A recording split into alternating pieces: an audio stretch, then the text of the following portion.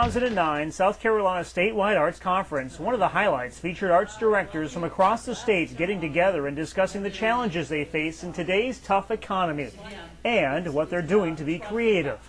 From more of an online emphasis to figuring out ways to greater connect with audiences, these arts directors have a unique challenge on their hands. And so there's a great trust factor there. And now, in their own words, Kathy Bateson with the Arts Center of Coastal Carolina, Kristen Cobb with the Kershaw County Fine Arts Center, and Andy Witt, Director of the Cultural Council of Richland and Lexington Counties.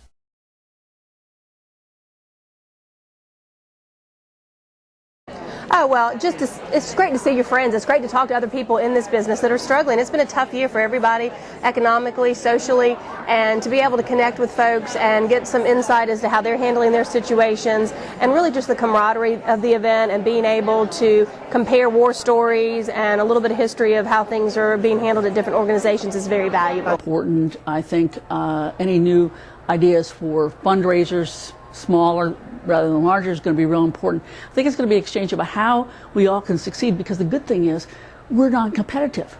So, you know, if I'm talking to someone from Greenville or I'm talking to someone from Camden, if they've got an idea, I can use it. If I have ideas, they can use them, and we're not going to step on anybody's toes, nor donor toes at that same time. We're both a local arts agency and a United Arts Fund, and so we are a Chamber of Commerce and a United Way type of organization. We're not a producer or presenter. We don't necessarily create theater pieces, but we're in the business of art in the sense that we fund the organizations that do. The two major challenges that we face are encouraging our organizations to make the changes necessary to deal with the new demographics, essentially the change in audience behavior and habits, and also the change in the definition of art. We are seeing a very real distinction between what is called informal art and, in effect, the more formal or presentation arts. And except the Hilton Head is about the visitors and a lot about retirees, even though we have a strong middle class there. So the businesses have had a tough time, and so sponsorships have been down because the visitors aren't there, so the hotels and banks and those folks have had to make some changes, and so have we. Hilton Head also sits in the middle of a four-county region. Most of it is below poverty level, so a lot of those residents. So while we draw from those areas of Hampton, Colleton, and Jasper, besides Beaufort County, it makes an interesting mix of who our audience is and what we can do. We didn't fill a position this year that we could save a little money, and you know, certainly just some staff considerations are being taken, and you know, we are handling that. In marketing, this is a crazy time.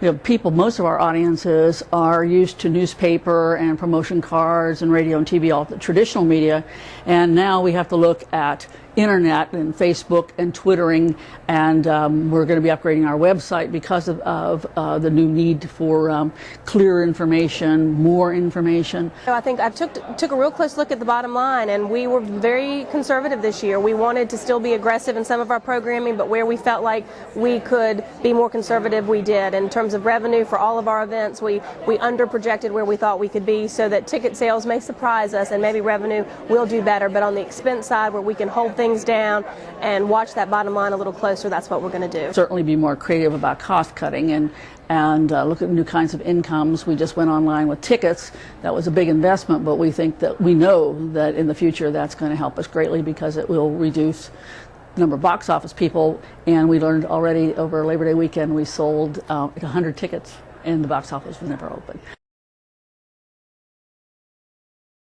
A couple terms that have come up are self-curatorial, has been the audience is now making decisions based on their feelings rather than what the traditional presenters or producers want them to hear. In effect, it's what you have to understand, that it's no longer the audience is going to behave saying, this is the artist we want you to hear, rather it's this is the artist we want to hear or see or view. Most important thing of all, to be honest with you, is to be part of your community. That's why they support us.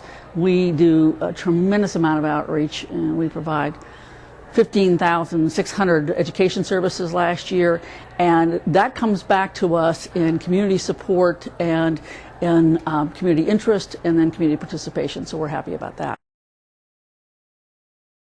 The South Carolina Arts Commission gives us wonderful support and guidance, and what we hope to gain is a sense of how we take that creative level to the next step, how we do reach out to different people in the community and we find out what they want. A lot of times as executive directors we think we know all the answers, and we don't, and if we don't go out into the community and really connect with our friends and our neighbors and ask them what is it that you want to see, what class is it that you want to take, what is it that the Arts Center does for you and for this community. I think the biggest thing is to have everyone understand that the nature of the arts world really has changed, and that it is not going to be something that when this quote recovery occurs, it's going to go back to the way things were. Ain't going to happen. We are dealing with a paradigm shift and a very sense of real change in habits, in funding, in the way the arts are perceived, that there's a real need for re-engagement or civic engagement in the arts to make sure the arts are meaningful.